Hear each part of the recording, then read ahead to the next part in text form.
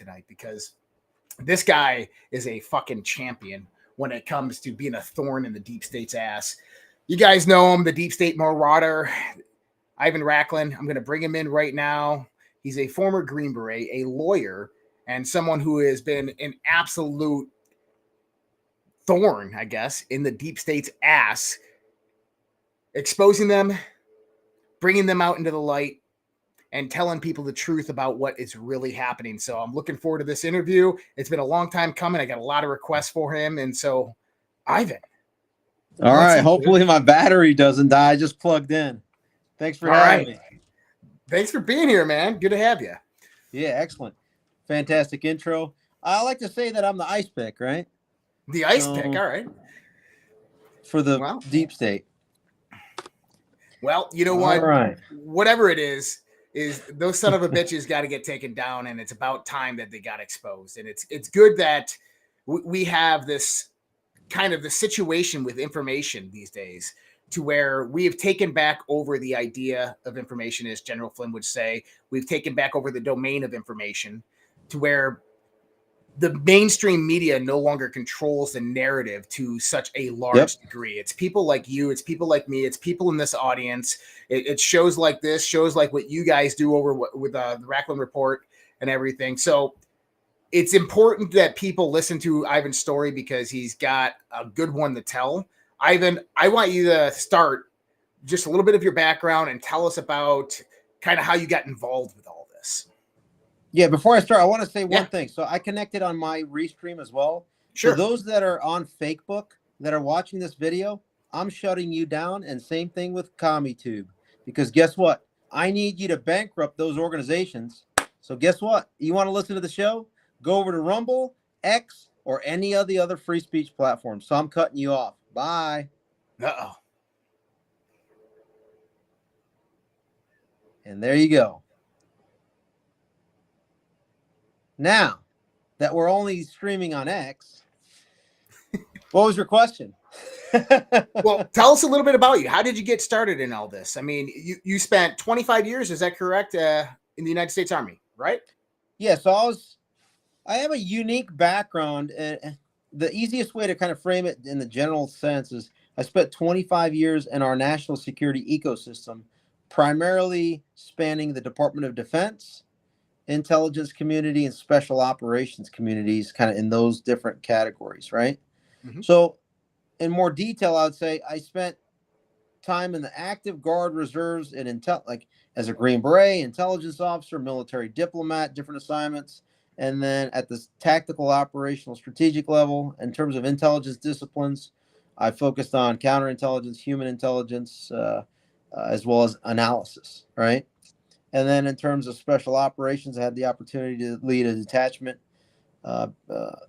to Central America, countering the MS-13, and then as a company commander, countering ISIS in the Middle East. And also, since I was in the Texas National Guard commanding that Special Forces unit, I also was there during Hurricane Harvey, where we conducted humanitarian assistance, disaster relief, domestic mission during that time frame. So in the collective, I've countered ISIS, Taliban, MS-13, Russian aggression, 5 continents, 5 languages, and picked up, because at times I was in the reserves or the guards, so I picked up a law degree, focused on national security law, constitutional law, and really my last assignments that really inform on how many people consider me a credible source is because I spent 3.5 years teaching intelligence analysis, intel support to multinational operations, and what's known as the National Intel Course to our U.S. intelligence community analysts and our international partners, okay, at the premier military intelligence institution in our entire government, right, or arguably Intel. So I'm not the stupidest guy in the room, and the context that I bring to the conversation is that I used to teach the analytic process to intelligence professionals, critical thinking, creative thinking. I also know our intel community up, down, left, right, down to the pixel, basically, of who does what and how they do it, right? because I had to know it to be able to teach it. Also experienced it over a couple decades. And then understanding the global order with one of the courses that I taught, Intel Support to Multinational Operations, whether it's UN led, whether it's US led, whether it was European Union led, or other coalitions and international government or intergovernmental organizations. So while I was doing that as a contractor in support of the Defense Intelligence Agency, I was in the reserves in my last assignment before I retired. Now, what was that? I was on the East Coast full time, if you will, teaching, and part time in the reserves. I was a technology scout in the San Francisco and Greater Bay Area, meaning Silicon Valley. My role was to identify technologies and companies in the artificial intelligence, mixed reality, and gaming industries that could bring in a capability into the Army to improve our national security in the Army and more broadly in the Department of Defense. Okay. And try to basically explain how they can go through and work their product through the Army procurement cycle. So bi-coastal, understanding Silicon Valley and people, right, and relationships, and the landscape geographically, and then in DC as well. The people, the missions, the places, etc. That gives me probably the most unique perspective of anybody creating content related to the problems that we are seeing from both of those coasts. Okay. On top of that, as a lawyer, right? So analyst, lawyer, Green Beret. So I have the ability to look at things in a unique fashion using all that collective skill set and all the networks that come with having gone through a quarter of a century of working in those various spheres. So that's probably one of the most detailed, in-depth, contextualized introductions of my background, I think, that you're going to get in order to understand why I'm able to get down to the pixel level in all of this. Awesome. Appreciate your service, brother. I served 10 years in the United States Navy. Nothing near what you did. Nice. But, yeah, I loved it, man. Loved every minute of it. Did counter narcotics in the South Pacific with the Coast Guard Leadet. I was a member of the Visit Board Search and Seizure Team. I worked on missile gunfire control systems. So had a great time. It was my last duty station, Washington, D.C., 2008. And that's when I was at the Washington Navy Yard. Okay, MDW. Navy Yard. Yeah, yep. I've been through there a few times. Yep. So I was down there, and I got to see what Washington, D.C. was really about. And it's what really kind of changed my perspective. I was red-pilled prior to that moment, but I really didn't care too much about politics. But then you get down to Washington, D.C., and you start to kind of see how the whole arena is run. And Barry had just came in. Barack Obama had just came Barry in. Hussein. Yeah. Yeah. And Ron Paul was really big back then. And I was a staunch supporter of Ron Paul. And I was running a whole bunch of different events for Ron Paul during that time while I was active duty. And I met a lot of people out there. And you get some information. And I just wanted to get as far away from Washington, D.C. as humanly possible when he came in. And I ended up getting out at 10 years and moving to Colorado in the middle of the country because I thought it was imminent. That we were going to be going to World War III at some point in time under Obama, just because he was, that infiltrated at that aspect. So it's interesting because it's around that time, 2008 to 2012, where the base foundation of a lot of the things that are happening today were kind of laid. I mean, it's been happening for decades, don't get me wrong. But a lot of this Marxist socialist agenda, a lot of the psychological warfare that's been happening was really laid in the foundation between those first two terms of Barack Obama, and then expanded out until Trump came in 2016. So talk to me a little bit about, because I know you had some experience in the intelligence community around 2014 with a lot of the stuff that was going on in Ukraine. Can you talk to me a little bit about that? Yeah, you did your homework. That's good. So 2014. I was serving in the Pentagon on the Ukraine crisis. I was called in, so I was in another assignment on active duty, a special program in the National Capital Region, and I was basically contacted by someone on the Ukraine crisis that was standing up what became the Ukraine crisis team, because I had interacted with a gentleman from the Defense Intelligence Agency, and he's like, "Hey, Ivan, you tracking what's going on with Crimea, Ukraine?" And I was like, "Come on, dude, how many weeks do you have for me to explain this?" And he's like, "Can you come in tomorrow to start basically coming in and explaining and giving your analytic assessment using all the different sources we're going to give access to be able to advise our decision makers, the National Command Authority, up to and including the President of the United States." And I was like, "Man, I already had pre-planned a little vacation the next couple days." So anyway, I came in, I think it was a Monday, the following Monday. And so I was called in. So what does that mean? That means I get to observe kind of what's going on. But in addition to what a normal analyst does, I was probably the only guy on the team that is fluent in Russian and then can read and understand very well Ukrainian. Okay. And so that, and there were a couple others that knew Russian and a little bit of Ukrainian, not as good. But then additionally, I was probably the only guy that was really in tune with technology, Twitter, social media at the time. So I immediately, in my personal time, when I wasn't working, kind of set all these different alerts to what was going on, similar to how most people do nowadays, making lists on who's creating the most credible content of open source information in Crimea, in Donetsk, in Lugansk, and some of the key thought leaders in Russia and Moscow that were basically independent correspondents, right?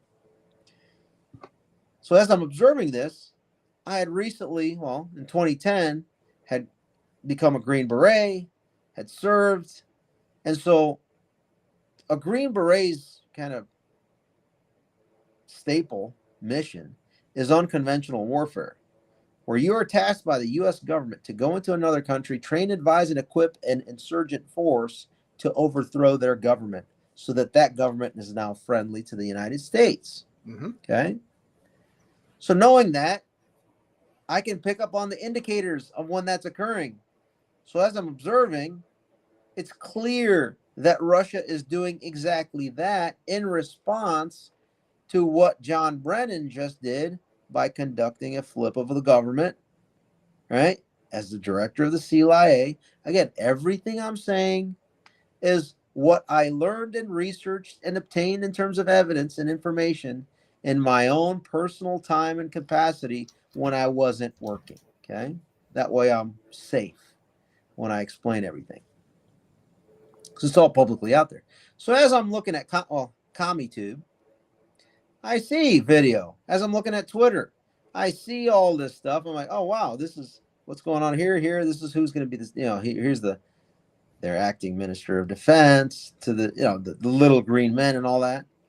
And so while I'm doing that, I'm also really looking at the geopolitical situation, and I observe John Brennan traveling to Ukraine, and I observed failed Vice President Biden traveling in there as he tees up his son Hunter to be the guy that creates unconventional ways in which for Ukraine to develop their economy with their newly installed Petro Poroshenko.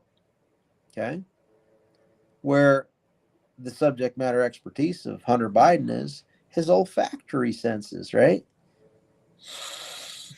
Right nostril sniffs out the gas fields and left nostril sniffs out the oil fields. Okay.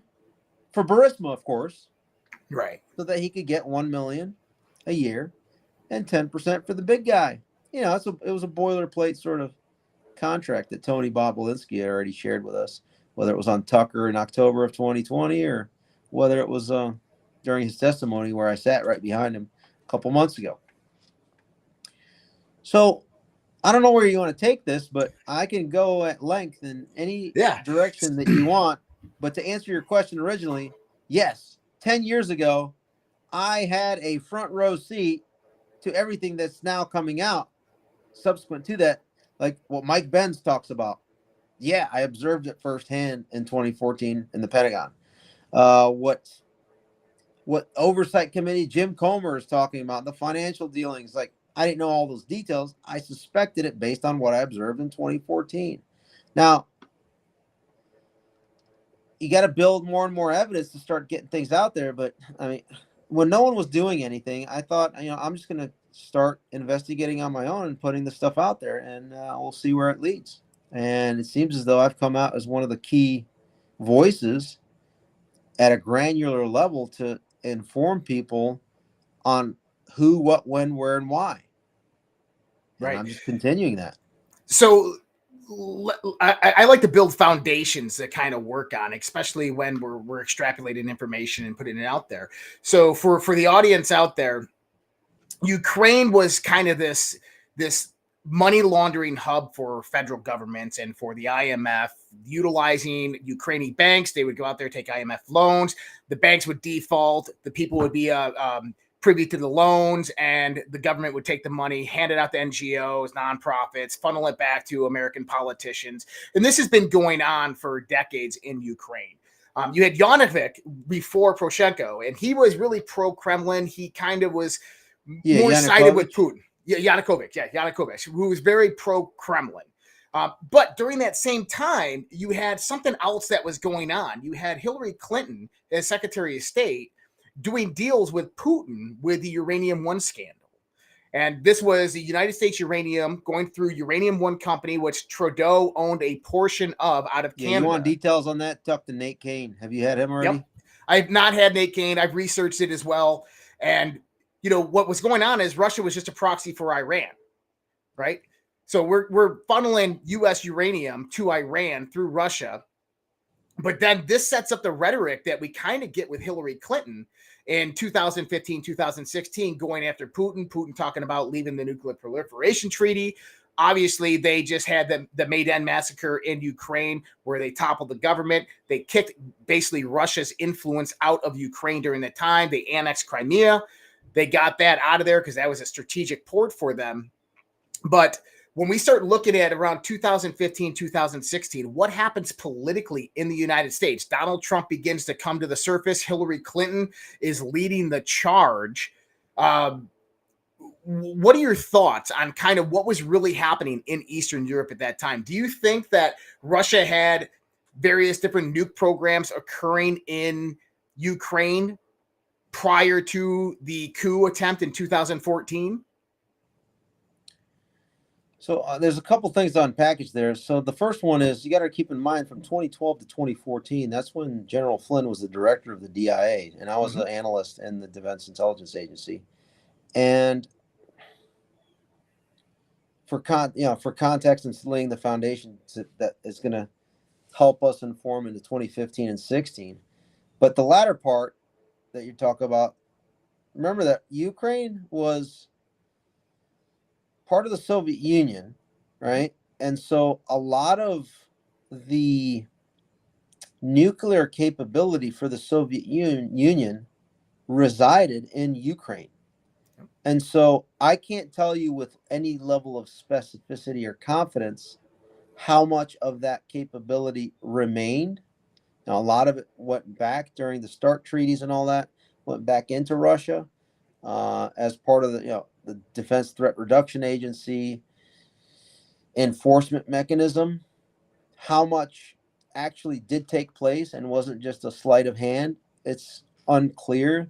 But I would say, just as a not very well steeped researcher on that particular component, I would say that it's very likely that there was at least some capability that either remained or Ukraine itself continued, because if it was physically in Ukraine, then the scientists and the managers, etc., the entire ecosystem and infrastructure behind that had to remain for some level of safety to at least off-ramp that capability, right?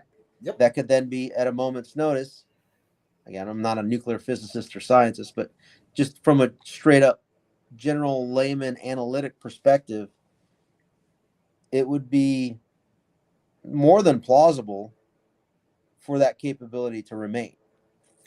And if Russia was developing nuclear weapons in Ukraine prior to the Maidan massacre and the coup attempt, these locations would have most likely have been Chernobyl, Zaporizhzhia nuclear power plant, because those are one ways. Yeah, whatever the previous power plants that they had.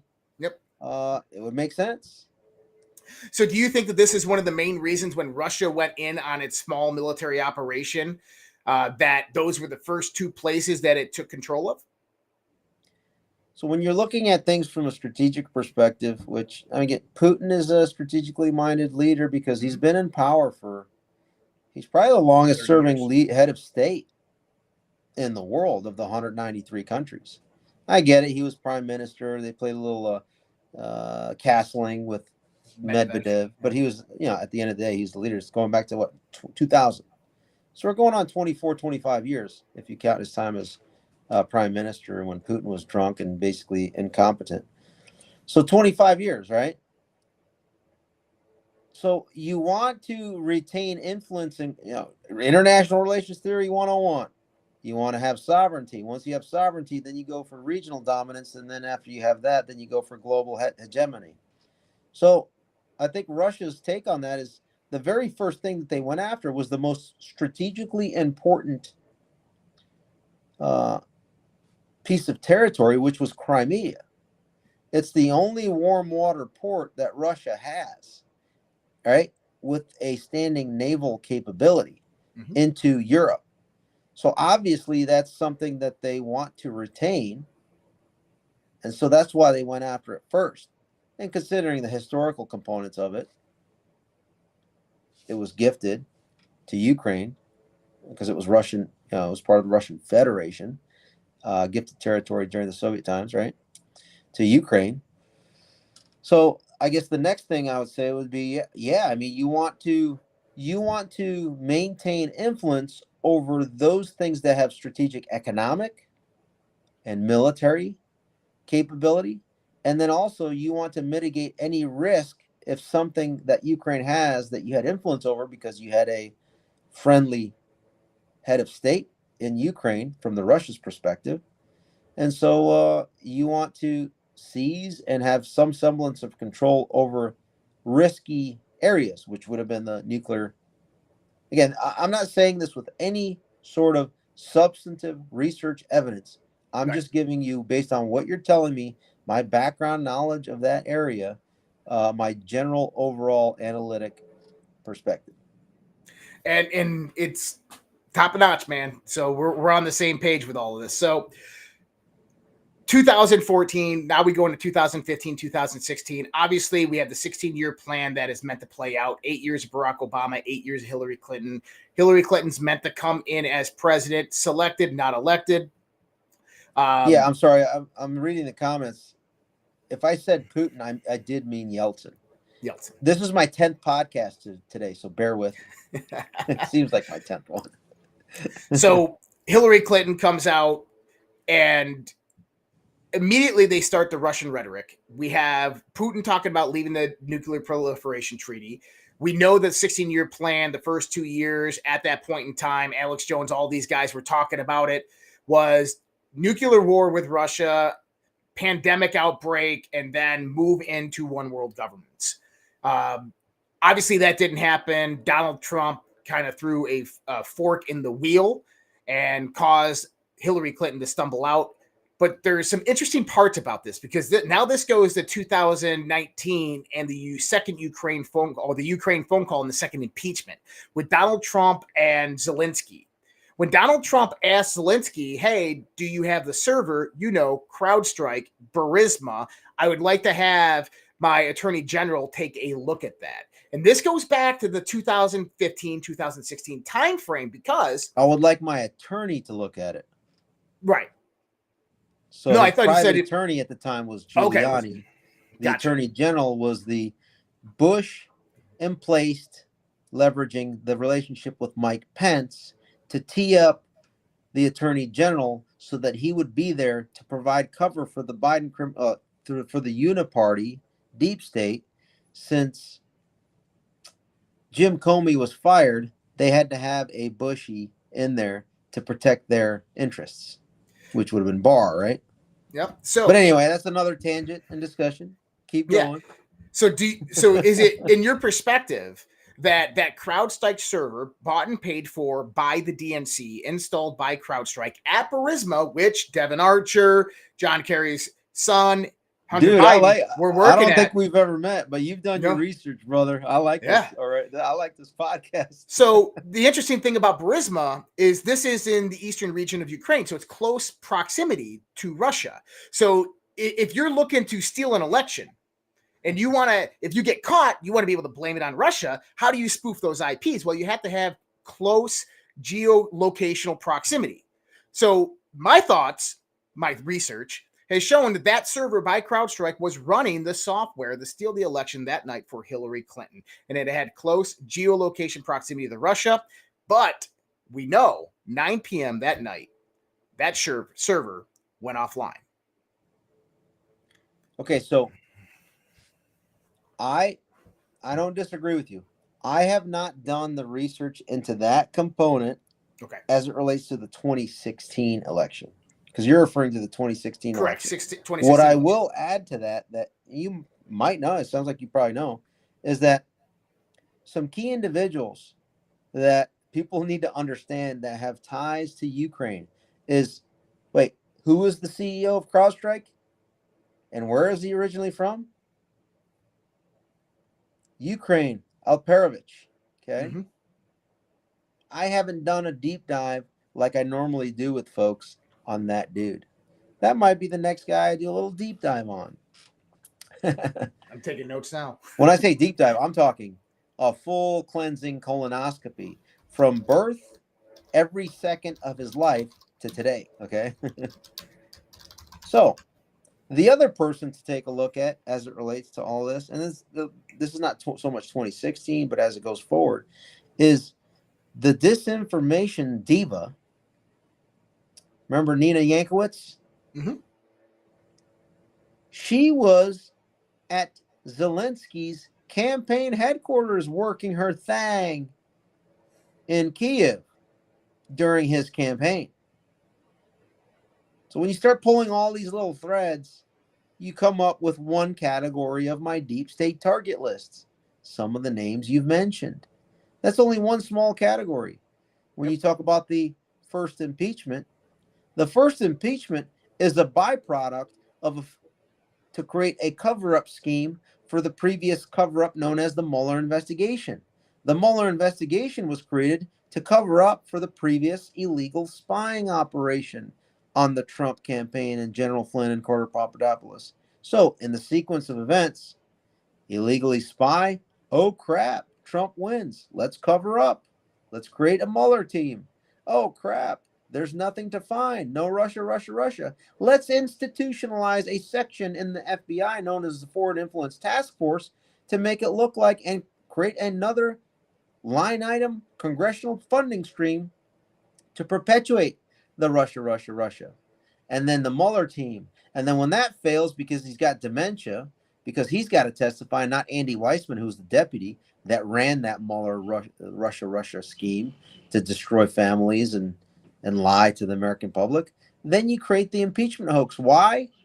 Because it was Eric Ciaramella with the two traitor twin Vindman brothers and their two attorneys, Andrew Bakaj, former John Brennan attorney at the CIA, and Mark Zaid, over the guy that said DNC, within hours of the inauguration on January 20th, 2017. And now, well, I can't remember the exact terminology, and now the resistance begins. So those individuals worked with Weissman. I don't have the evidence for it, but they had to then create, and then also with, who was the lead impeachment manager for Impeachment Hoax 1? Adam Bullshift, the chair of HIPSI, right?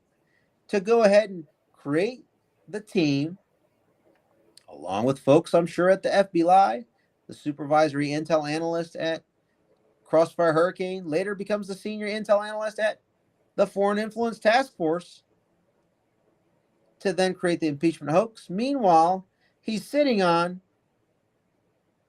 the Biden criminal syndicate laptop that was provided to FBI, but this guy Auten is safely and securing it. At the same time, Auten and his boss, Laura Demlow, is coordinating with Jim Baker over at Twitter 1.0, who used to be the general counsel at FBI East Coast and authorized the Crossfire Hurricane op.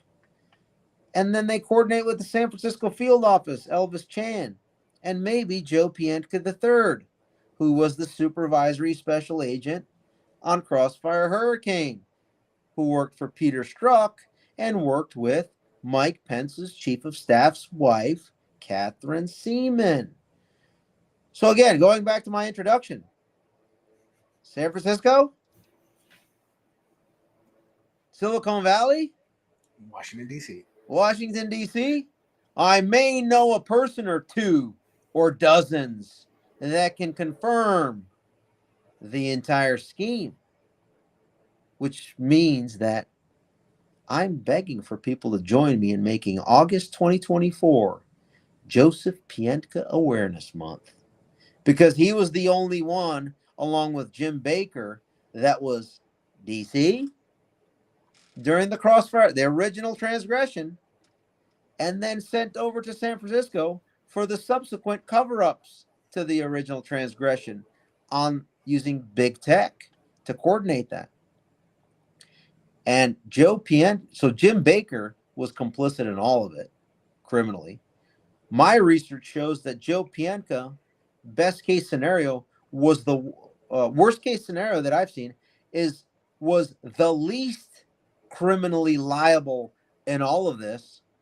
But there's a good chance that, based on what I've read and seen him report, as soon as he saw that there was a political, illegitimate nexus and reason and predicate for these things, he pulled himself out of Crossfire Hurricane, went back to WFO, and then he left to go to San Francisco. So did he know that it was going on? Oh, almost certainly. Had to have. Was he involved? My evidence doesn't show that. I'm not saying that it's possible he was, but I haven't seen anything. So that's why I'm calling on Joseph Pientka III Awareness Month, and for people to be aware that he is our best case scenario whistleblower to take down Jim Comey, Andy McCabe, Lisa Page, Peter Strzok, Kevin Kleinsmith, Catherine Seaman, Bill Priestap, Sussman, all of them. Heck, to include John Durham, who was part of the cover-up crew, although a little bit more delicate and elegant. He was just there to protect the institution's rot. Yep. But it made it look like, oh, look, I'm doing something. I'm bringing forth 2 prosecutions that both failed. Well, Horowitz, same thing. Horowitz on the Clinton emails. I mean, didn't bring about the shit. IG. You're talking about the IG, Yeah. right? Yeah, DOJ IG. So yeah. By the way, since we're talking about Joseph Pientka III, I always like to remind folks that Want me to show his information? Yeah, he's still in the San Francisco field office, and I'm not asking anyone to call him, but I just want you to know that his phone number is 415-553-7400. Okay? And he's at the 450 Golden Gate Avenue, 13th floor in San Francisco. And if I sent you something, you mind pulling up his photo if you scroll down? Yeah, give me 1 second. Oh, there it is. If I sent you a link, are you able to put it up? Yeah. Actually, wait, do I have a streaming capability too? No. Yeah, so this is the only picture that I've been able to find from about, I think it was 10 years ago, of Joseph Pientka III. This is from the FBI's own content production team on the internet, right? Mm-hmm. So, which begs the question, if you're in San Francisco, let me just put it this way. August is going to be nice, right? So we're giving him an opportunity before September 3rd to come out as a whistleblower. And we're just trying to motivate him to do the right thing, legally, morally, and ethically. One way to do that is for people to understand who he is and what information he's sitting on. Again, he saw and knows all the illegal defrauding of the FISA court by Kevin Kleinsmith, Brian Otten, and on up the chain of command. Okay? He knows about the refusal to do a polygraph on Igor Danchenko to protect that source, right? So that they could continue to pay him and perpetuate the BS, I guess, and not show, hey, actually, Igor Danchenko might be a Russian plant. I don't know if he is or not. I'm just saying that there was not extra vetting done, which would have been appropriate on Igor Danchenko. How do I know? I mean, I sat through the whole trial. I sat right behind Igor Danchenko and his wife as I observed and listened, and as I looked and spoke on occasion to John Durham while he was there. Again, I'm an independent observer of all these things. As Brian Otten came in and testified, yes. As Timmy T, I can't remember, all those people. It was a week long.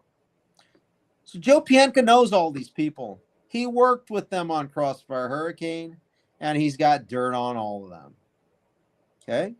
And then same thing with Jim Baker. So you're telling me that if Jim Baker was working at Twitter 1.0 headquarters, which is 4 blocks south, line of sight as you look up out the window on the north side of Twitter headquarters, you can, if you're on the higher floor, you can likely see the 13th floor 4 blocks away where Joseph Pienka may have worked in that line of sight. You're telling me that those two people that used to be senior level folks at FBI headquarters worked on Crossfire Hurricane didn't talk to each other when they were in San Francisco now? I mean, which retard believes that? Right. You would have to prove me otherwise to convince me. You would have to show me all your phone, all your devices, your phone log, your text message log, all your digital devices, all the apps that you use, your emails, your Xbox 360 live and chat then show forum. me that. Look through everything. I didn't talk to him. And then I'll be like, you know what? Okay. I'm starting to believe you. Now, what may they have talked about? I don't know. Why doesn't Ken Paxton subpoena that now that Elon Musk moved Twitter to Texas?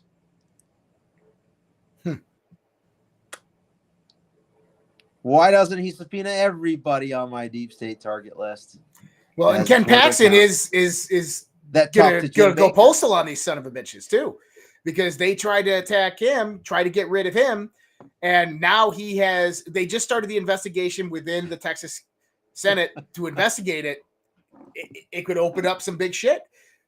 But also, there's Texas is a beautiful thing because it is 2020, after the fraud of an election, Texas was the first state to basically stand up and say bullshit and actually file complaints with SCOTUS.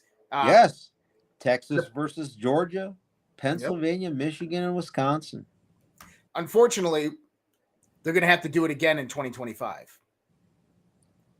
I think that's what's coming, but we can talk about that in a minute. Let's get to 2025 first, because a lot of things have happened from 2016 to current date, especially with all of this. Now, 2 important dates that I like to put out when we're talking about Crossfire Hurricane, at least the Crossfire Hurricane binder that Donald Trump was able to gather all the evidence, all the information, is September 12th, 2020 and December 20th, 2020. These are the 2 dates that Donald Trump made tweets on Twitter saying, I hereby declassify all documents pertaining to Crossfire Hurricane and the Hillary Clinton email investigation. He did the same tweet twice, September 12th and December 20th. And this came before, obviously, he sent these for redaction to the FBI. The redactions came back on January 18th. He left office on the 20th. What happened on the 20th when Biden came in? Didn't they reclassify it under threats of national security? So here's what's going on. In the most simple terms, the very people that conducted the illegal spying op, that have conducted all the criminal escalatory cover-ups, Mm-hmm. that information and all the documents related to it was declassified by Mm-hmm. President Trump. The very individual criminals of the information which would prove their criminality, those same people raided Mar-a-Lago to re-seize that so it wouldn't be used in the RICO case against them, and it wouldn't be by Trump, and then it wouldn't be used in the civil case, similar RICO style, by General Flynn in his case. Okay? Mm-hmm. This is the biggest criminal syndicate conspiracy in America's history. And if you want to know the names of all those players, read my deep state target list. Yep. By category. Yes.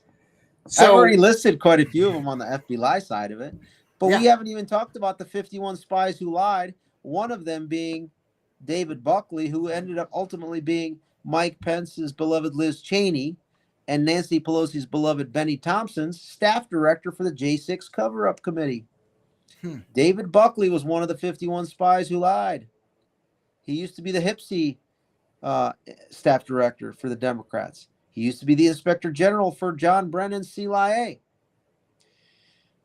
This is all incestuous generational criminal syndicate stuff. Once you start peeling the onion and going into detailed link analysis, timeline chronology, and applying all the different structured analytic techniques that I used to build and train and develop the next generation intelligence analysts in our U.S. intelligence community. I do it on my own as a hobby, creating the deep state target list, applying that to how do we address them lawfully and constitutionally? And that's what I've come up with. The list. Hey, Matt Taibbi and Michael Schellenberger, tell Elon to have him search and the team to match all Twitter holdings with all of these people's communications, and you will prove beyond any doubt to the American Court of Public Opinion with the Twitter files dump known as the mother of all Twitter files, so that everybody in the country is clamoring and demanding for a free and fair election that can remedy it. And the only way to have that free and fair election with the time that we have left is to educate the country of the illegal 2020 election, the Fauci files, the COVID con, you name every single thing that you and I know, right? Mm-hmm.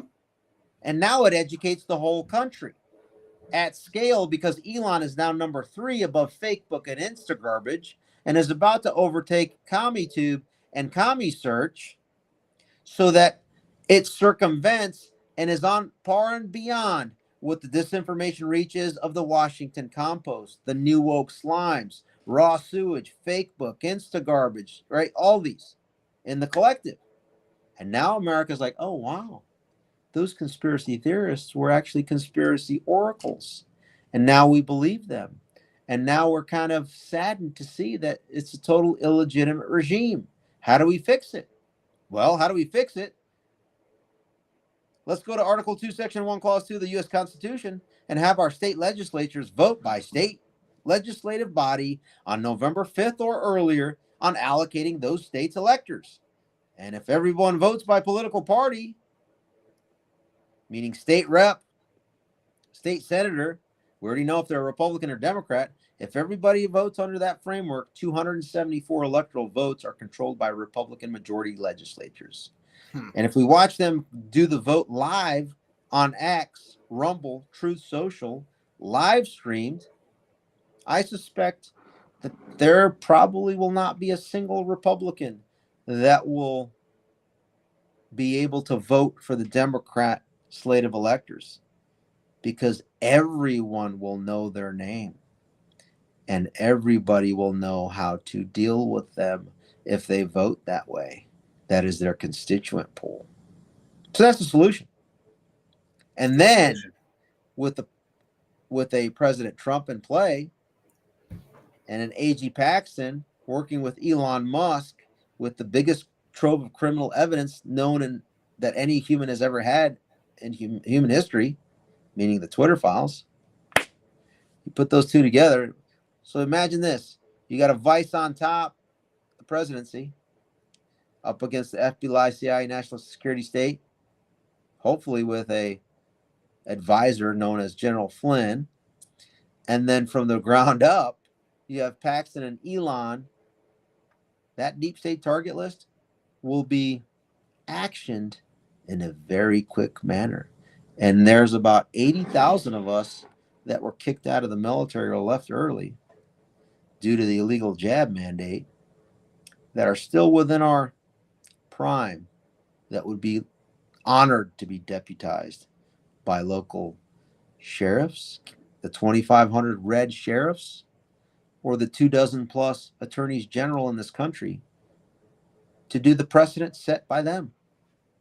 Meaning, what did they do to Roger Stone? A live stream SWAT raid. What did they do to Peter Navarro? An armed robbery. What about, and he was kidnapped also. So was Roger Stone. So kidnapped, armed robbery, live stream SWAT raids. And you know what? We may not stop there. We may just conduct objectively reasonable conduct, similar to Michael Byrd on what he did to Ashley Babbitt. We may conduct objectively reasonable activity like D.C. Metropolitan Police Department Officer Lila Morris conducted on Roseanne Boyland. See where I'm getting at? I do. They called it objectively reasonable, set the precedent. Fulton Fanny set the precedent out there in Georgia. Fat Albert Bragg set the precedent for DAs in Manhattan. Why can't 2,500 red DAs conduct the same precedent against my deep state target list? Why can't sheriffs conduct the same precedent that I just outlined that was conducted on Roseanne Boyland and Ashley Babbitt on January 6th? They were law enforcement. Sheriffs are law enforcement. They set the precedent. Now we work the problem and continue their precedent.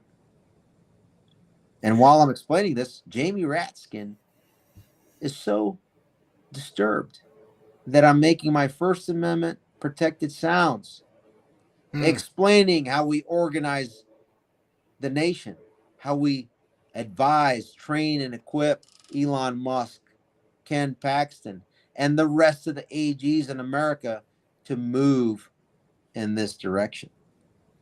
Well, people like that don't want to hear it. Yeah, people like that don't want to hear it. I mean, Jamie Raskin yesterday. I've had this theory for about a year and a half now. I said that, look, there's no way that Donald Trump is going to lose this election unless there isn't an election or he's dead. Obviously, they went for number 2, and now they're going to try to go to number 3 with everything that's happening right now, World War III, so forth. But nothing's off the table for them. Correct. 16 House Republicans, rhinos, are not running for re-election. They all took DNC PAC money. Matt Gaetz called them out about 9 months ago about this. Each one of them is in a contested district in the sense where 49 to 51% of the vote is what will tip the tides. They don't need hundreds of thousands of votes for the Democrats to take over those districts. They need hundreds or thousands, which means that there's a good chance that they could utilize their influence, utilize their vote peddling to steal those House seats to flip the House. Jamie Raskin just said yesterday on January 6th, projection. We got inversion and projection. Exactly what we tried to do on January 6, 2020, they're going to do on January 6, 2025. They'll have the new Congress in place on January 3rd. They'll come in and they will reject the election results, send them back to the states, and coup it that way, and put it and appoint an interim president. It's a possibility. I partially agree. So here's what Jamie Raskin's play is. He's already indicated it. Yeah. So, and they're going to work with. So there's a couple things going on here. This is how I see it. So Kevin McCarthy is vying to be the chief of staff. So the way that they can, one course of action is that they allow President Trump to win the election, have Kevin McCarthy as the chief of staff, which basically will act as the Mike Pence of the second term, and make sure that only the information that they want President Trump to have is received, and then he makes his decisions in that manner so that it protects the previous 10 years of actioning the deep state target list, right? But it doesn't matter. So my plan and path forward assumes that there is no President Trump. It assumes the worst case scenario. Yep. That's why I'm incorporating, with or without an election, with or without a President Trump, we have to create a method and mechanism to body check these scum. Elon Musk, A.G. Paxson, we got that in play. Okay. Now, if there is a President Trump, it makes it a lot easier. I get it. It'd be helpful. But they're looking at different courses of action, like, ooh, the assassination attempt failed. They're probably going to continue to try to assassinate him, right?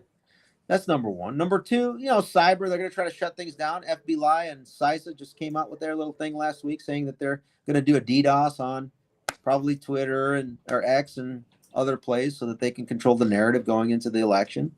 They already gave that, tipped their hand. The other thing is, I interpret that as, hey, we're going to stop the mother of all Twitter files from being released. You saw that, right? The CISA FBI document, the public service announcement. Well, I got a public service announcement for you, Chris Ray, and Jennifer Easterly, who's the director of the CISA. You just wait and see, right? You are on our list. You will be addressed in kind. You set the precedent, and you're going to create, you're setting yourself up for max retribution. Now, let's put that aside. Jamie Raskin is going to use the Supreme Court ruling that they did in Colorado, where basically the dictate said, in order to enforce the 14th Amendment, Section 3, which is the insurrection and you can't run for office section, it's up to the House, right? It's up to Congress to enforce that. So what does that mean? It means that if they let President Trump win, then they win the House. They win the House if President and McCarthy is going to basically say, hey, Trump, if you don't choose me as your chief of staff, I am going to use my Congressional Leadership Fund, PAC money that is flush with FTX, right? Laundered Ukraine money, to then make sure that the House is a Democrat-controlled House, so that Jamie Raskin and company have two options. They either vote to call you an insurrectionist under 14th Amendment, Section 3, removing you from being a president, or two, they immediately impeach you. Now, the first option is safer for them because it removes Trump. And let's face it, J.D. Vance has no clue what he's doing if he becomes president. Okay? Absolutely zero understanding of the deep state. He knows less about the deep state than even Vivek Ramaswamy. Okay? So that would be their play. Like if I were advising them, they already know this, that would be their strongest play. That's why it's so important to expose everything that I've said so far. And we need to have a Republican-controlled House so that we can, at a minimum, so that we can conduct the maximal retribution play. And Trump can do that, right? Yep. So who's the biggest threat to a Democrat House? It's Kevin McCarthy. And when you start to thread the needle, who in the Trump campaign at the highest levels does Kevin McCarthy have the most leverage and influence with?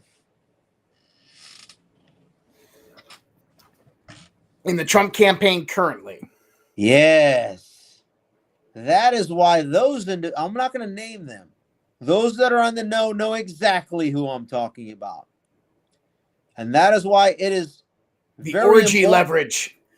Huh? The orgy leverage. It is important to have, I don't know what that's all about. Kevin McCarthy was hosting orgies in Washington, D.C. That's you remember to Madison Cawthorn, yeah, Madison.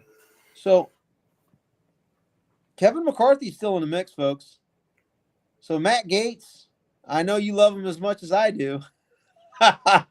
And so Matt Gaetz and those that are aligned, we need to continue to remove Kevin McCarthy's influence from this equation, because he is going to be the single most influential force to continue the cover-up scheme. So Elon, if you're listening in, make note of that and take a look at Kevin McCarthy's communications with folks at Twitter as it relates to who he asked to be censored. I wonder if I was one of them. Next thing I'll say, since we're on that note, Kamala Harris's comms team used to work at Twitter 1.0. I wonder what we're going to glean from those communications. Sir, all of them. Remember, if you're a Twitter employee, Jim Baker, or Kamala Harris's comms team, I'll have to go back because I did this research years ago. I'll get the names of the individuals now that she is the supposed, at least until the DNC convention, the nominee, at least in the court of public opinion for now. I mean, we can wipe them out. How? If you're a Twitter employee, you probably had a Twitter-issued cell phone, tablet, computer, email address, right? I want to see all of that. And Elon Musk can see all of that.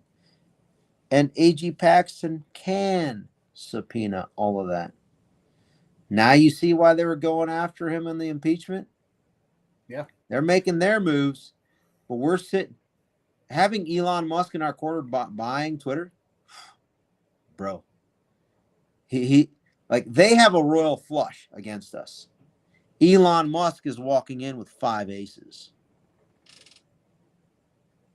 So if you know anything about poker, a 5 of a kind, aces, beats a royal flush.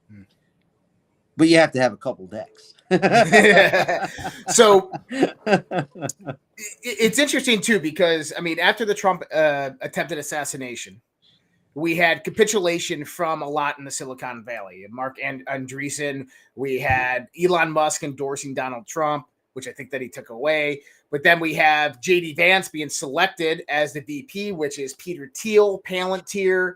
So you have a lot of the big tech swamping over there. Just the other day, Donald Trump said Mark Zuckerberg called him up and said, "I'm not voting Democrat. I'm really sorry for what happened." Like, what the hell is going on? Well, I think they're understanding that nothing can really stop what's coming here and that they have to play ball. And on the sense of Elon Musk, he was on the tech transition team as well as Peter Thiel when Trump came in 2016, and they're going to be on most likely coming on in 2025. So I'm curious of what role Elon will play in that, in the sense of, is there going to be a special prosecutor? Is information going to be given? I believe so. I think that that's why they took the shot at them, because like Hillary said, if he gets in the office, we're all going to hang. And I think that they understand that this house of cards is coming crashing down. But what are your thoughts on it, in the sense of Elon, how this is going to play out with Trump 2025 and the next term? Okay, so first thing I'll say is they're going to do everything in their power to stop Trump from becoming the president. They'll scorch this earth before they ever give up power. That's my famous quote. Whatever this guy can think of, they're going to try to do.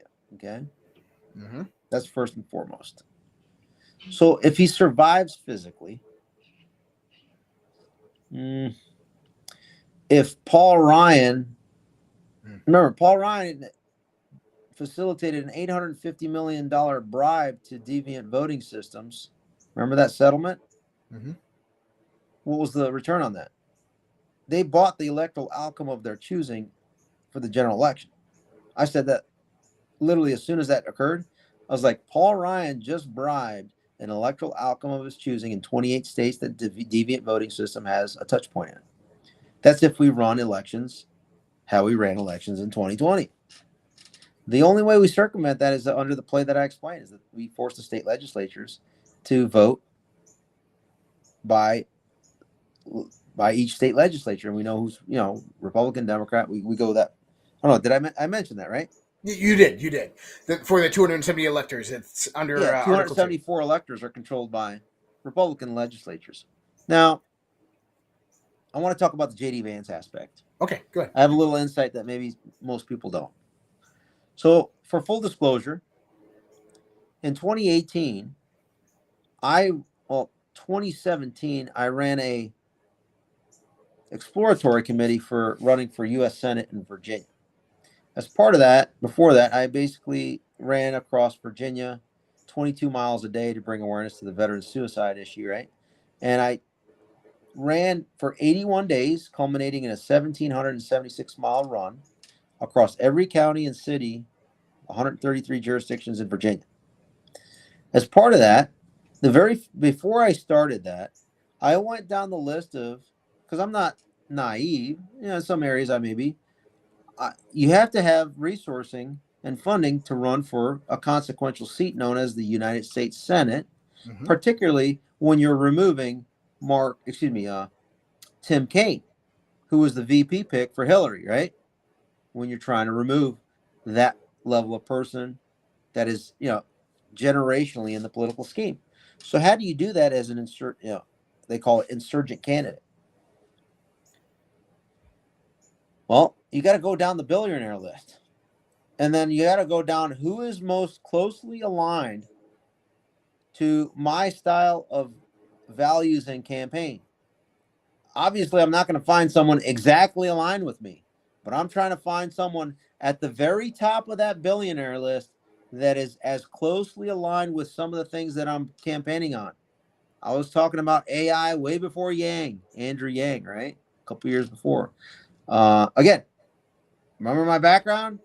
Silicon Valley AI Tech Scout Reserves, instructor at the Defense Intelligence Agency. So, you get it. Mm-hmm.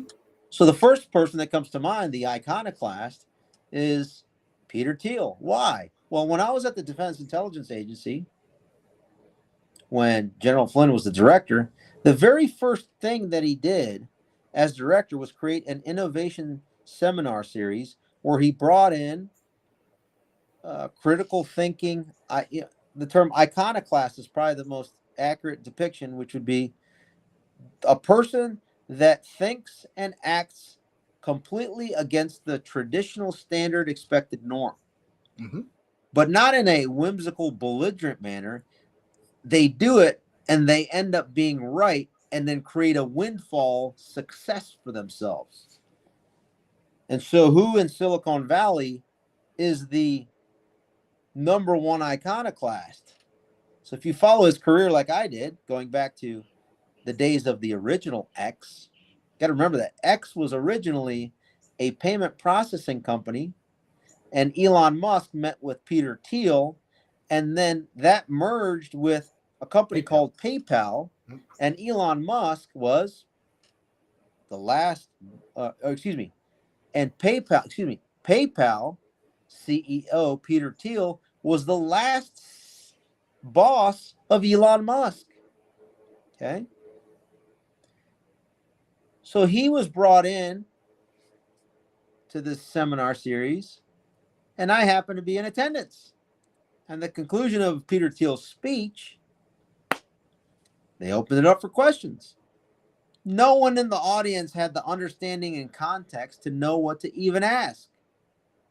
Knowing my background and where I focused my energies and attention to, I obviously asked the first question and the next question and so on and so forth. Okay. So fast forward. As I'm contemplating running for U.S. Senate, I reach out to Mr. Peter Thiel and I said, I'd like to have a meeting with you to discuss my Senate run. We have I think it was a 2-hour meeting in New York. And basically, I was like, this is where I'm at. These are my priorities. This is what I would like to do. I know, generally speaking, about your career. I see that it aligns with my values. If you are aligned with what I'm running for, then I would like your support. That election cycle, he only max donated, or I should say donated, to 3 candidates. Josh Hawley, Kevin McCarthy, and Ivan Raiklin. Okay. When I was going to submit my signatures to get on the ballot for the primary in 2018, I wanted to wait till the day before the last day so that it would be a surprise and then have a day just in case. Well, I was going to have a nice little fundraiser with endorsements from, let's just say, General Flynn. There was representatives from consequential people from Faux News, Twitterati, One American News, etc., that would have been there to basically fall in line behind my campaign so that people would have been like, whoa, this dude came out of nowhere, because I had prepped all this in advance. And it was likely going to be where Peter Thiel was going to go and support me in a much more consequential manner, right? Mm-hmm. Which probably would have led to a Trump endorsement, which would have boxed out the lead candidate that had a falling out with the Trump campaign. And so then it would have really put me in the strongest position to win the nomination. And then I would have pivoted and started using my Spanish and foreign language expertise to engage and have a debate with Tim Kaine in Spanish, where I would have proceeded to obliterate him, because his claim to fame that he's fluent in Spanish. I've seen him speak in Spanish.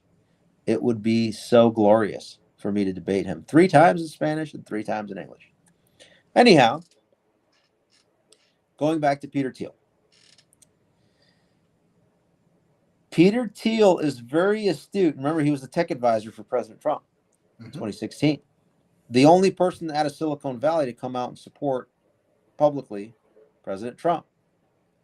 And so that background and knowledge, he has an outsized role and influence in the political conversation as it applies to the vice presidential pick, because he's also a significant investor in some of Don Jr.'s business activities. Okay. And he's got a relationship, close, assuming here, with Elon Musk. So I think what happened with the J.D. Vance VP pick, it was a last minute, let's have this guy come in to be able to counterbalance the interests of the Nikki Haley camp, right? The Uniparty camp. Now, let me say, Nikki Haley was going to come in if the assassination was successful. The other wing of the McCarthy wing of the senior people in the campaign, I'll leave it at that, were pushing for, my sources tell me, a Tim Scott or a Marco Rubio. Okay. Now I get it. People are like, oh, you can't have it from the same state. All President Trump would have to do is 90 days before the election, which would be like basically now, change his residence to New Jersey, right? Because he's got Bedminster. So that was not really a big issue. That was that. And then I'm hearing that on the short list was, once again, General Flynn. But because of the conversations and dynamics, I think the Peter Thiel camp and the Elon camp wanted to have J.D. Vance in there. Because remember, Peter Thiel was the biggest, I believe, donor to J.D. Vance for his Senate run. He was. And J.D. Vance was one of the general counsels at one of Peter Thiel's venture capital companies. That's right. Was it for Andrew? Not Andrew. What's the name of the company?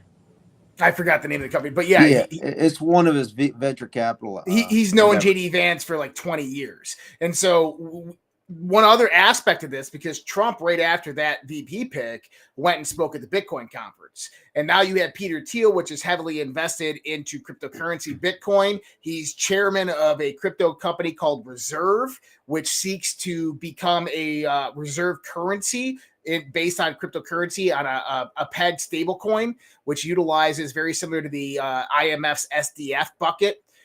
It's actually a really great idea. And then you have Palantir, which he's one of the lead investors on, which is one of the largest government contractors in artificial intelligence. So Peter Thiel is heavily influential, and that's why we had Mark Andreessen and Musk and everybody else come after this. The combination of Thiel and Musk was really the driving factor for the rest of Silicon Valley to start to pile on, because Elon Musk is very influential in that ecosystem, right? If you think about it, who has the biggest data set for AI development in the United States? Tesla, and from my perspective, is an AI company. It's not a battery company.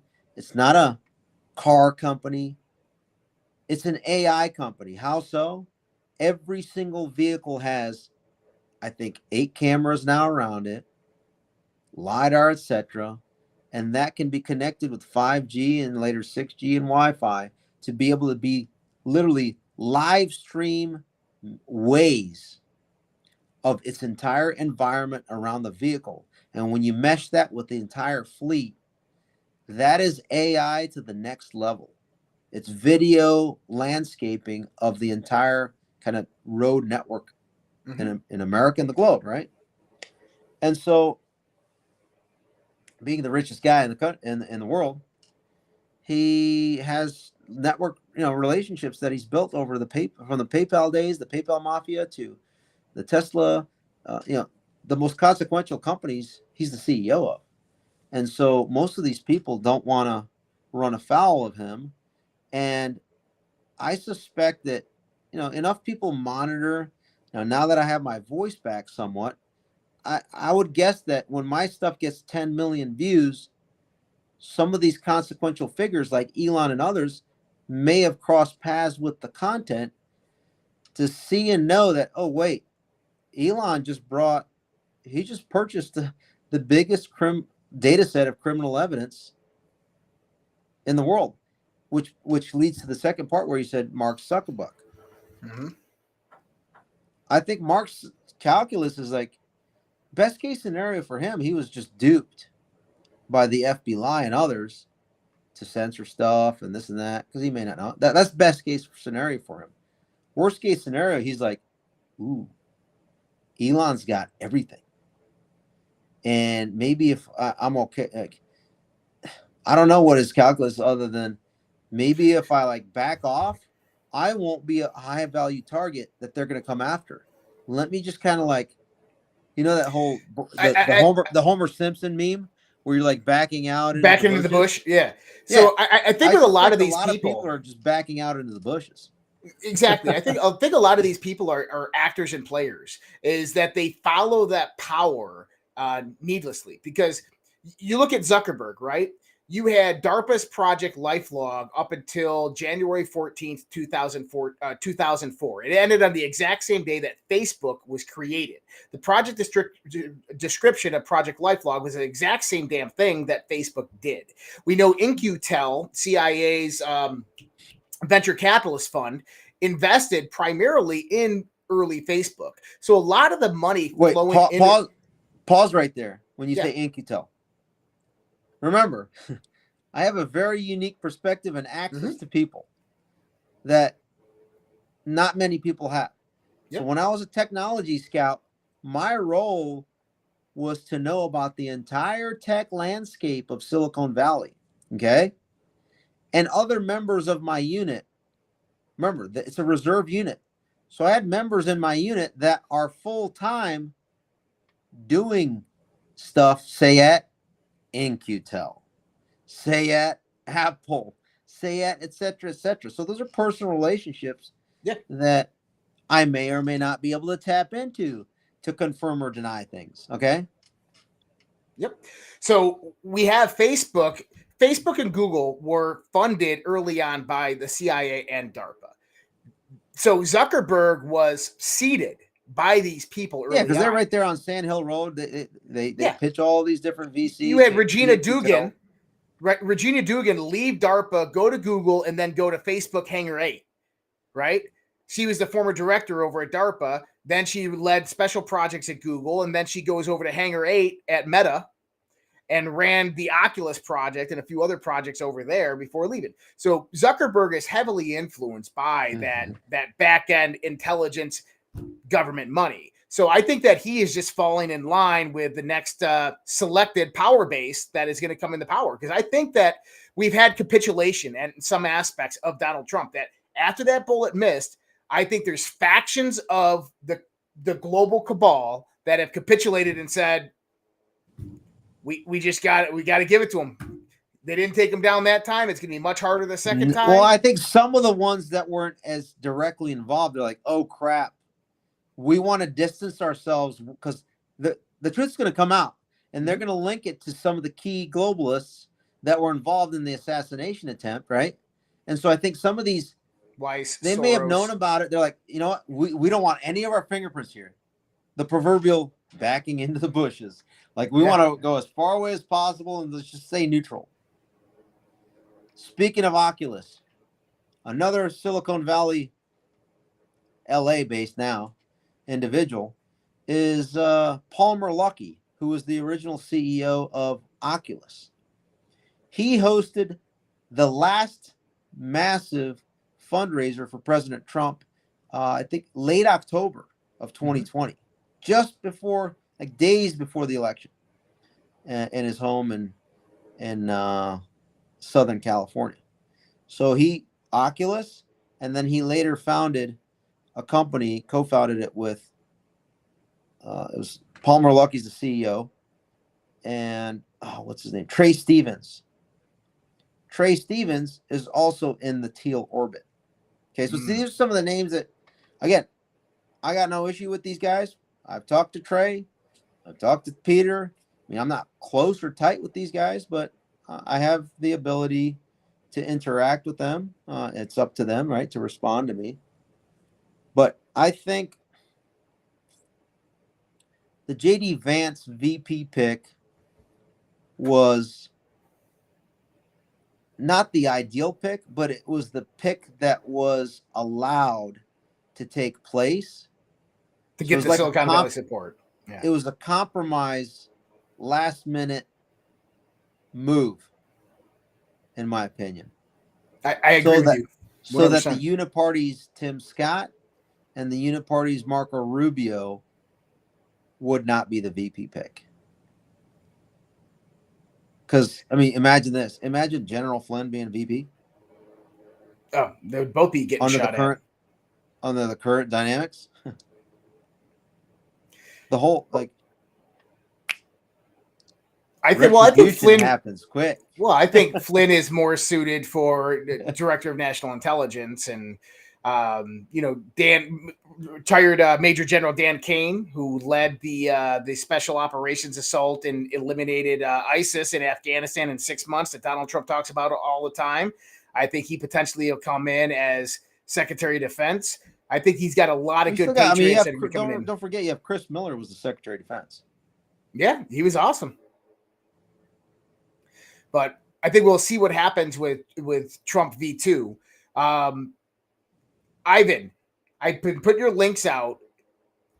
We got your Substack and we got your Twitter right here. So for everybody who wants to visit Ivan, you can go to x.com. It's Ivan Raiklin / Ivan Raiklin. Before we finish, can I? Yep.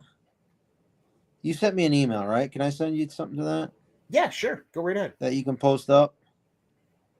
No problem. What's the email address?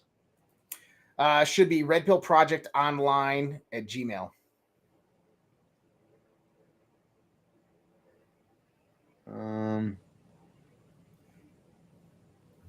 Get so much. Red Pill Project. Can you send me a note so I can respond to you with this? Yeah. Because I really want to put this up there. It's very important.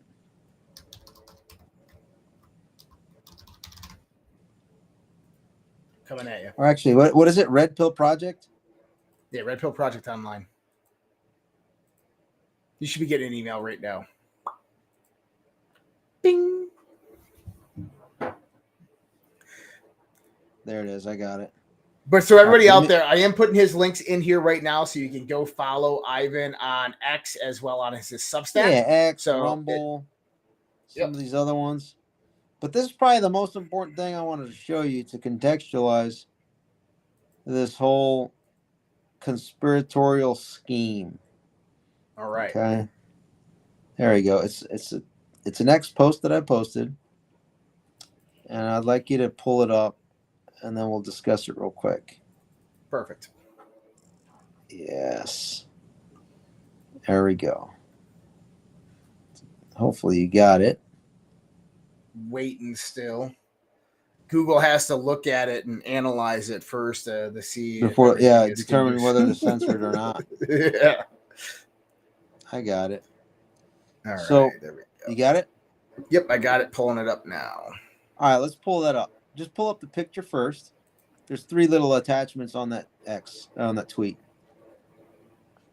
And while you pull it up, I think it's 415-553-7400.